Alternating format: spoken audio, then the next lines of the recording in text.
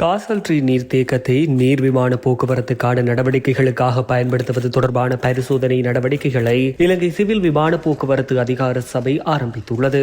நீங்கள் இப்போது கௌபே வழியாக ஆன்லைனில் மினுவங்கோட பிரதேச செயலகத்துக்கு பணம் செலுத்தலாம். இந்த செயற்பாடுகளின் ஒரு பகுதியாக இன்று ஒரு செஸ்னா 208 ரக விமானத்தை பயன்படுத்தி பரிசோதனை பரப்புகள் மேற்கொள்ளப்பட்டுள்ளன.